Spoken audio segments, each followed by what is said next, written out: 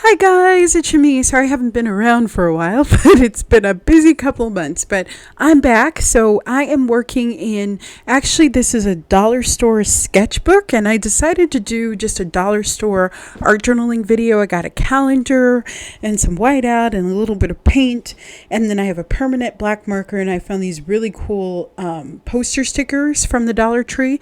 So it's really a Dollar Tree art journal with me kind of video. I really don't think that you need a ton of expensive supplies in order to create. So I wanted to share that process with you. So here I'm just going to cut out the flowers. They're from the calendar. I love them, and I love the design that they have, so you can use those as elements in your art journal. Just get a couple of beautiful calendars that are out now.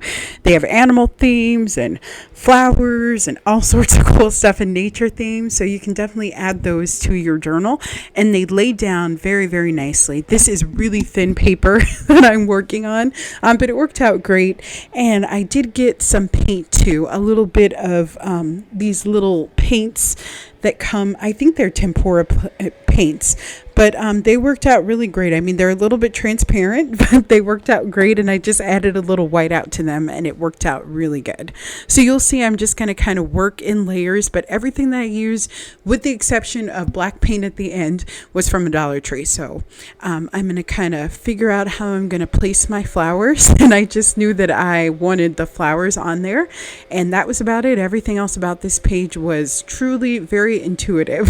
So you'll see that I'll even make some marks that I don't like, so I'll cover them up with the whiteout. And the whiteout is really cool. It dries really fast, which is nice, but you kind of have to work quickly. So I will let you watch the process. I promise I'm going to be better about posting videos, but I hope that you enjoy this. Please don't forget to subscribe and like and share on Facebook. It helps me out, or pin it on Pinterest. If you do that, that would be awesome.